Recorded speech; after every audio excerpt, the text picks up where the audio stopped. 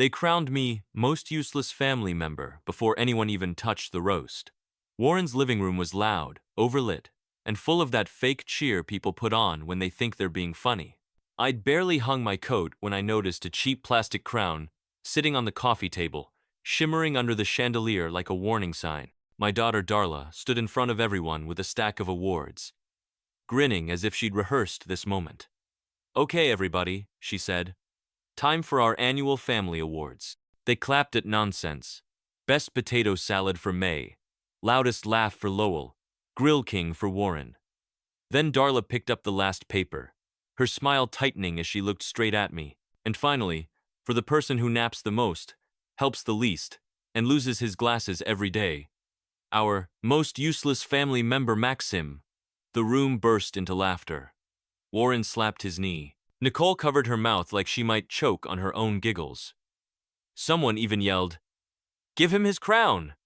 And so she did. Darla placed that toy on my head with a theatrical bow, as if she'd just presented a trophy instead of an insult. I forced a smile the kind older men wear when they're trying not to cause a scene. But inside, something twisted. I remembered every night shift I worked so Darla could have braces. Every winter I fixed the roof myself. Every sacrifice she never cared to notice. Somewhere in the middle of their laughter, the thought slipped out of me like a quiet confession. Subscribe, hit the like button, and tell me in the comments how old you are and where you're from. For you, it's just a small thing. But for me, it's the reason I keep telling these stories. I looked toward my wife. Olha sat perfectly still, hands clenched together so hard her knuckles were turning white. She wasn't laughing. She wasn't smiling. She was staring at Darla with an expression I hadn't seen in years, controlled, cold, and dangerous. Olha's silence didn't just worry me. It made the whole room feel like it was standing on cracking ice. The laughter finally died down, but the humiliation stayed in the air like burnt toast. Warren tried to move things along, tapping his fork against his glass, as if he were some master of ceremonies. "All right, folks, dinner time," he announced, and everyone shuffled toward the table. I followed slowly, because the stupid crown kept sliding over my eyebrows, and I wasn't about to ask anyone for help adjusting it.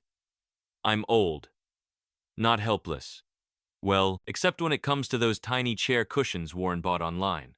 Every time I sit on one, I sink an extra 2 inches and look like a toddler at the grown-up table, which of course happened again. Perfect timing. As I slipped into my seat, mostly disappearing below the table edge, I saw Darla lean toward Warren and whisper something. They both glanced at me and smirked. That small private smirk hurt more than the entire award.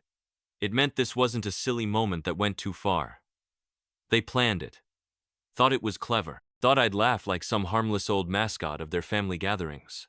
Ola sat beside me, her posture stiff enough to snap. She hadn't said a word. Not one. And for a woman who once lectured a grocery store manager for 20 minutes, because the strawberries smelled like the fridge instead of the field, that silence meant something was brewing. I reached for the breadbasket to distract myself. My hand shook not from age, but from embarrassment so badly that I accidentally catapulted a roll across the table. It hit Lowell's plate with a thud. He jumped like it was a grenade, and the whole table burst into friendly giggles. Everyone except Olha. She stared ahead, jaw tight, as if she were holding back a speech sharp enough to slice through the chandelier. I wanted to tell her not to worry, not to make a scene on my behalf, but the truth is, a small, shameful part of me hoped she would. I'd spent so long being easygoing, the calm one, the one who lets things slide. Maybe it was time someone didn't let this slide. Darla broke the quiet.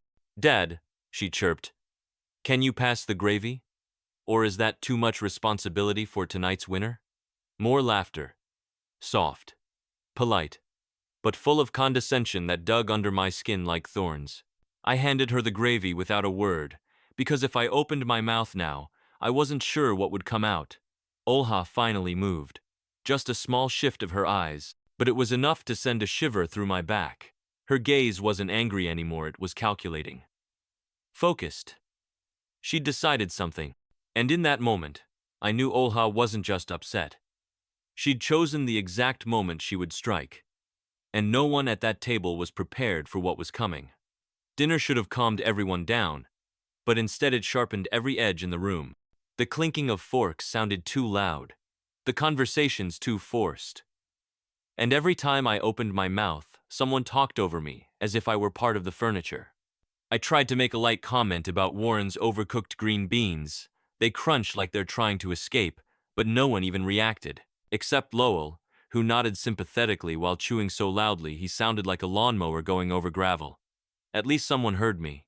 I reached for the salt, but my fingers brushed the tablecloth instead. Warren, in all his genius, bought one of those slippery, stain-resistant fabrics.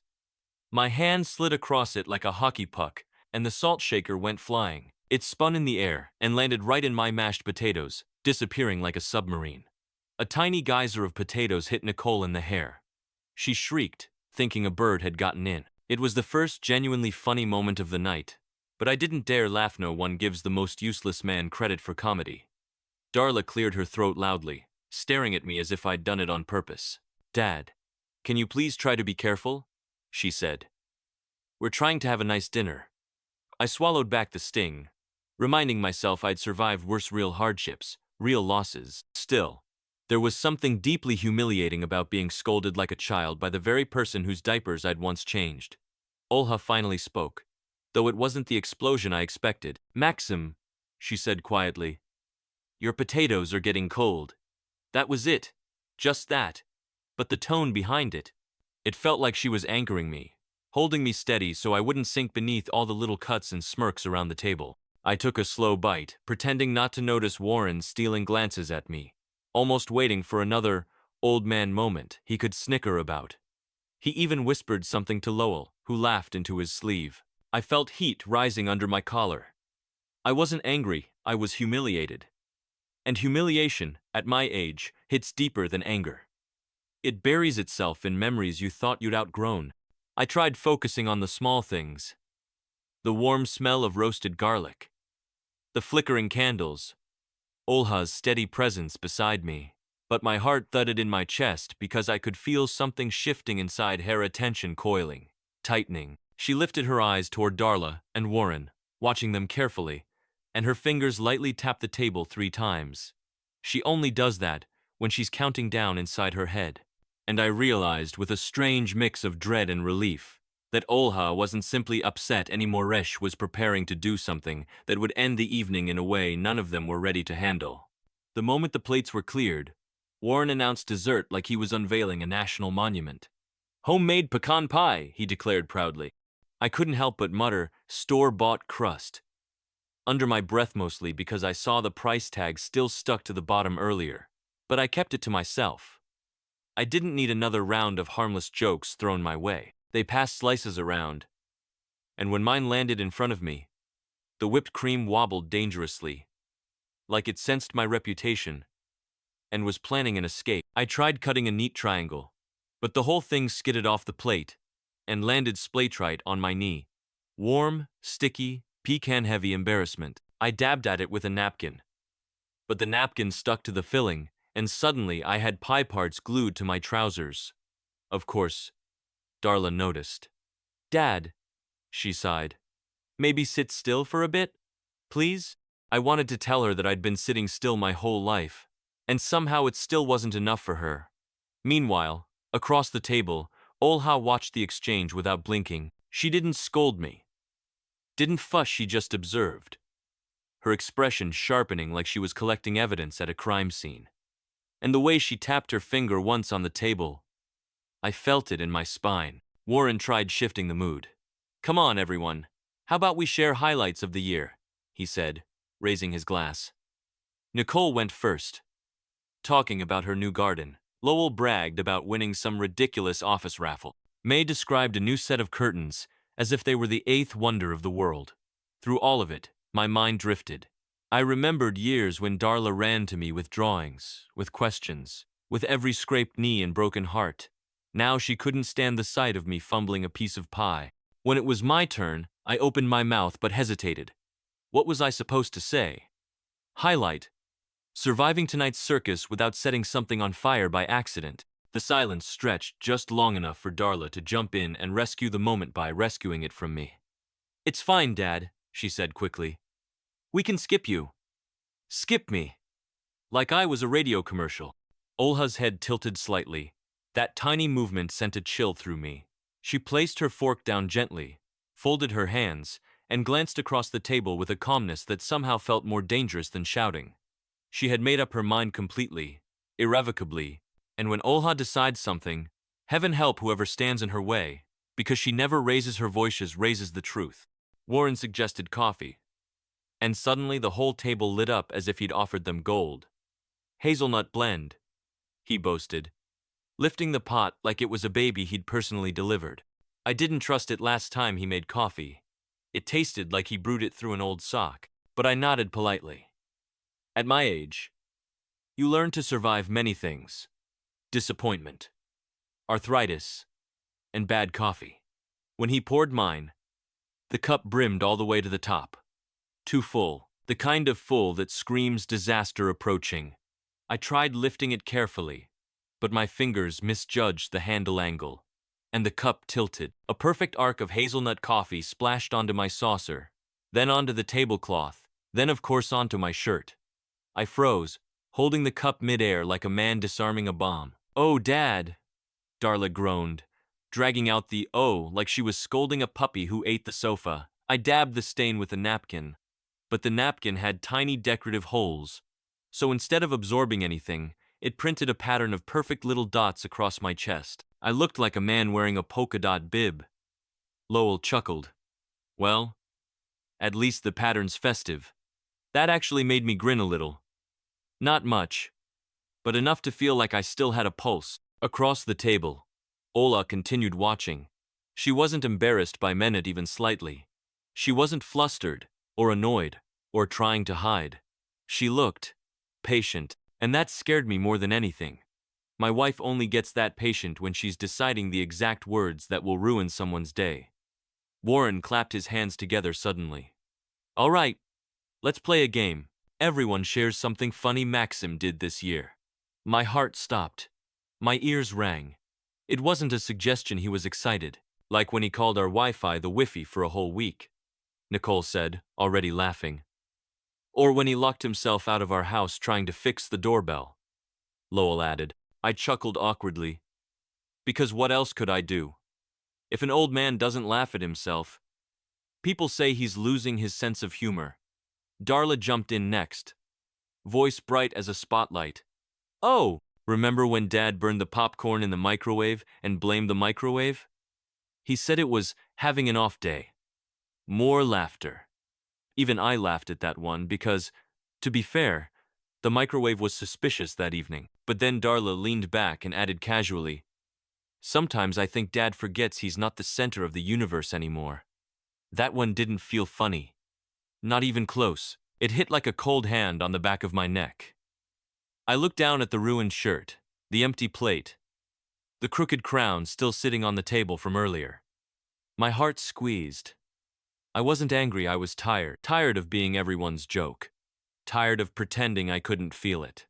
Tired of swallowing everything to keep peace that clearly only mattered to me. Olha slowly pushed her chair back, the legs scraping the floor just enough to silence the entire table. She laid her napkin down in front of her with such deliberate care it felt ceremonial.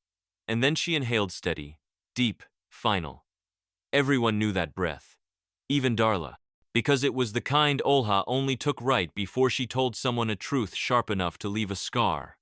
Olha didn't speak right away. She just sat there, back straight, eyes steady, while the whole table stared at her like she was about to deliver the evening news.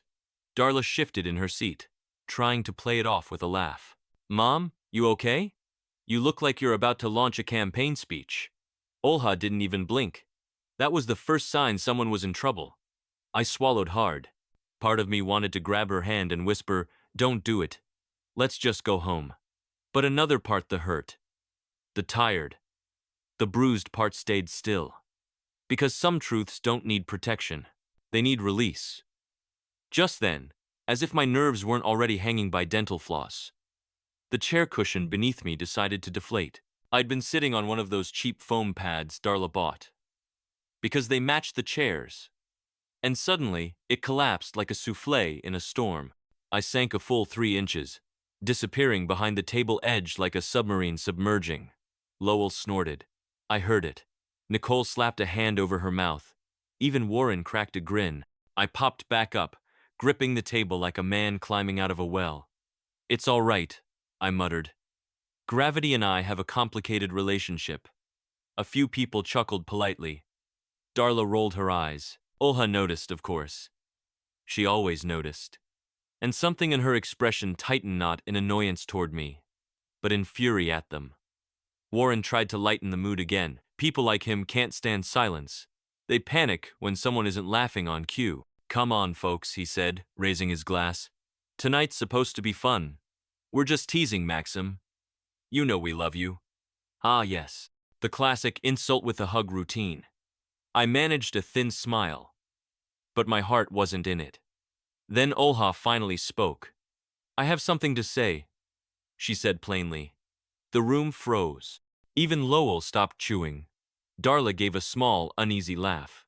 Mom, it's really not necessary. Olha held up one finger. Not a gesture of silence. A gesture of authority. You've all had your turn, she said, voice steady. Now it's mine. My pulse jumped. I'd seen this side of her only a few times in my life. The day a contractor tried to overcharge us for gutters. The year a neighbor yelled at our dog. And once, memorably, when the cable company put us on hold for 53 minutes. Olha, please, I whispered carefully. Let's not. She touched my arm lightly. That's all. And that tiny touch said no. I've watched you be quiet long enough. She stood up slowly, adjusting her sweater like she was preparing for battle. Her calm was terrifying cold, deliberate, honed by years of patience and perhaps years of watching her husband be slowly pushed aside. Warren looked uneasy. Darla looked confused. Nicole looked like she was about to witness an eclipse. And as Olha lifted her chin, the air in the room shifted like a storm gathering its breath. Right before it breaks, Olha stood there calm, centered, unshakably composed while everyone waited for her to explode. But Olha never explodes. That's the terrifying part. She slices with precision. She speaks in truths that leave people sitting in silence, wondering how they didn't see it coming. Darla fidgeted with her napkin, twisting it so hard it nearly tore. Mom, what's going on? Olha glanced at her, and for a moment her eyes softened, just a fraction, like she was remembering the little girl who used to hide behind her skirts. But the softness passed. I've watched enough tonight, she said. My stomach clenched. I felt like a man sitting on a seesaw, unsure which end would slam into the ground. I reached for my water to steady my nerve sand naturally. My elbow clipped the spoon beside it. The spoon catapulted upward with mathematical elegance and smacked me right in the forehead. A clean ping. I winced, rubbing the spot. May gasped. Lowell choked on a crumb. I muttered, well, at least it wasn't a fork. I'm counting that as a win. A few strangled laughs escaped the table. But Olha didn't smile. She placed her hand on my shoulder, steady and warm, like she was grounding a shaken old tree. Then she turned fully to Darla and Warren. Do you think this is funny? Olha asked. Warren blinked, caught off guard. It's just tradition. Silly awards. We all joke around. Jokes! Olha repeated, tasting the word like it was spoiled. A joke is only funny when everyone laughs. When only one person is laughing, it becomes cruelty with a punchline. The room stilled. Even the candles seemed to shrink. Darla attempted a weak smile. Mom, we didn't mean anything. Dad knows we love him. Ola shook her head slowly. Do you? Because I've sat here all evening watching you treat him like a prop. Like a child who needs managing. Like entertainment. Nicole inhaled sharply, ready to jump in. But Olha raised one finger again. And Nicole shut her mouth so fast I thought she might swallow her tongue. I felt my cheeks warming not from shame this time, but from something strangely close to relief. For years, I'd been the one smoothing edges, laughing off jabs, pretending every sting was just a passing breeze. Then Olha said something that sent my heart stumbling. You forget who this man is, she said quietly. But every word hit like a hammer wrapped in velvet. You forget what he's done for all of you. You forget because he doesn't remind you. But that ends tonight. I looked up at her, stunned. She wasn't defending me. Out of obligation, she was defending me, like a woman who'd spent a lifetime watching the world take advantage of a man who rarely pushed back. Darla swallowed, her throat bobbing.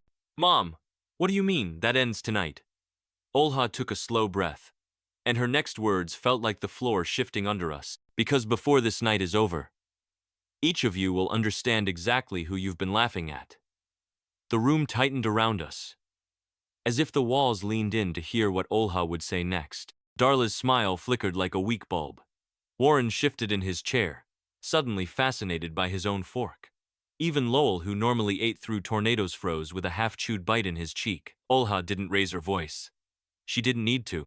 You laugh at him losing his glasses, she began, but you forget the years he worked double shifts so you could afford your first apartment. Darla's cheeks reddened. You laugh at him mixing up your Wi-Fi password, Ola continued, but you forget he learned computers late in life, just to help you fill out your work documents. I felt my face heating for a different reason, now embarrassed, but in a humbled way. Hearing my wife list these things sounded like someone reading a diary I'd never shown anyone. Trying to break the tension, I attempted a joke. Well, in fairness, that Wi-Fi password wasn't easy. It had 5 numbers, and you know my relationship with numbers. It earned a strained chuckle from Lowell, but Olha wasn't done. And you, she said, turning to Warren. The poor man straightened so fast his chair squeaked like a frightened mouse.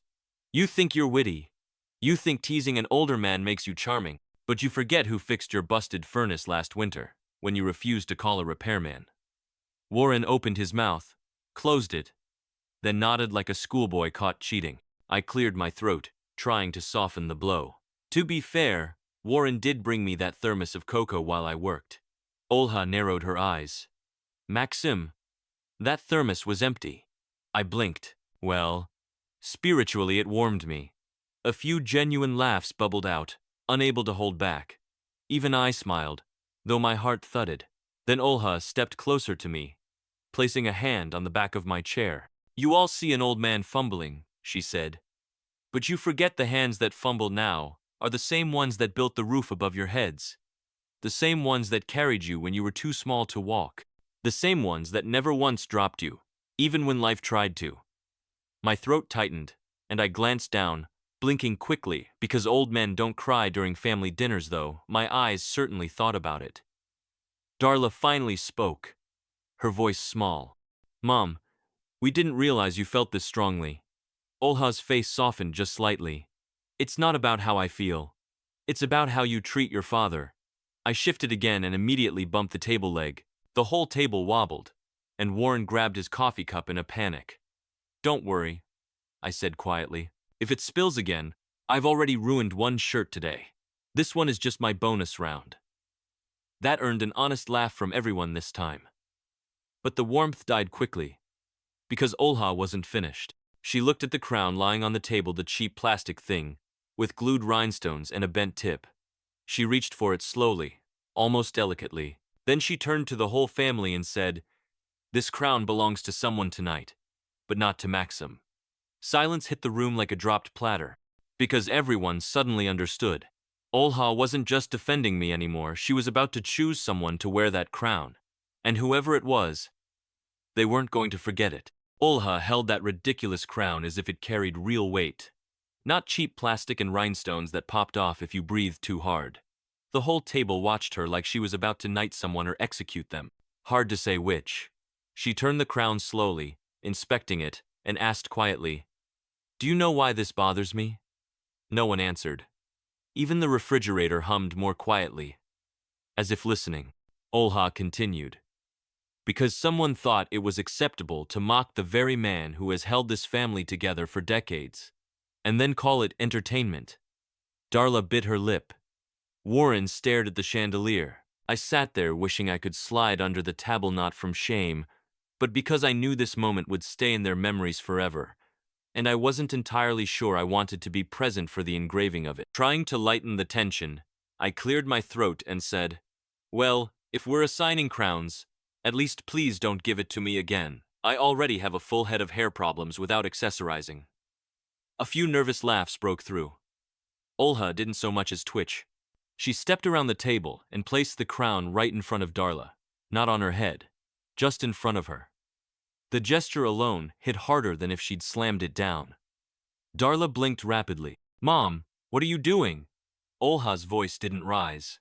It simply deepened, steady as a metronome. "That crown belongs to the person who contributed the least to tonight's kindness.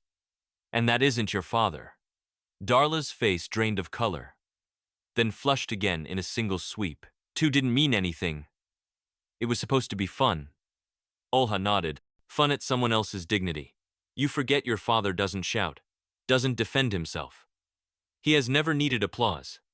But he deserves respect even on evenings filled with jokes." I swallowed hard.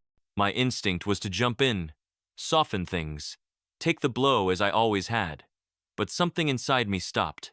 A quiet voice, deep and old and long ignored, whispered, "Let her speak. Let this be said." Darla tried a trembling laugh. "Mom, seriously, it's just a goofy game. We weren't trying to hurt him." Olha leaned down just slightly, her eyes level with hers. When a grown woman needs a game to feel superior, that says more about her than it does about the target of the joke. Warren choked on air. Nicole made a small squeak. I nearly coughed up my cough not because it was shocking, but because I'd always suspected my wife kept such lines saved for special occasions. Darla stared at the crown like it had turned into a live snake. Are you saying I'm useless?" Olha shook her head gently. "No. I'm saying you behaved that way tonight. And I want you to remember how it feels sitting where your father sat." The silence that followed wasn't the hostile kind. It was the kind that breaks something open, the kind that reveals everyone's true faces for a moment. I finally spoke, voice low. "Olha, maybe that's enough." She looked at me with warmth, but her answer was firm. "Not yet, my dear. They need to understand why a crown like this has no place in our home." She lifted it again, just a little, holding it between her fingers, as if deciding its final fate. And the next thing she did with that crown changed the entire room in a heartbeat. Olha didn't hesitate. She raised the plastic crown just high enough for everyone to see it, and then, with one clean, decisive motion, snapped it in half.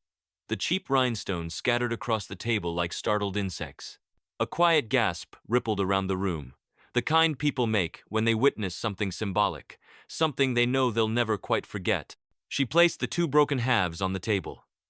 "One piece for hurt," she said softly, "and one for the lesson." No one dared speak. Warren stared at the fragments like they were evidence from a crime scene. Nicole froze, fork midair. Even the house felt still, as if the walls themselves were listening. Olha continued, voice gentler now. "I won't allow anyone, especially Familito, belittle the man who has spent his life lifting others." She placed her hand on my shoulder. "He deserves more than to be made into the evening's amusement." Darla's eyes began to shine. She pushed her chair back, stood, and walked around the table with hesitant steps. When she reached me, she knelt not dramatically, not for show, but because her voice trembled too much to stay standing. "Dad," she whispered, "I'm so sorry. I thought I was being playful. I didn't see how it felt from your chair. I didn't trust myself to speak. My throat felt stuffed with 20 years of things I never said." She took my hand gently. "You're not useless. You're the reason I even know what a family is." Warren stood next, clearing his throat awkwardly. "Maxim, I'm sorry too. I didn't realize we were crossing a line." Nicole murmured a similar apology. May reached across the table to squeeze my arm. Even Lowell set down his fork, a rare sacrificio, mutter something remorseful. Funny thing was, I didn't need the apologies. What mattered was that they finally saw me. I took a breath, slow and deep. "We all make mistakes," I said. "Lord knows I've made my share. But respect is what keeps a family standing." Darla nodded, wiping her eyes. "I won't forget that again." As the air softened, Warren insisted on bringing me a fresh shirt from the guest room. He handed me one of his old flannel stew sizes too big, sleeves dangling like I'd borrowed them from a lumberjack. "It's warm," he said. It's a tent, I answered.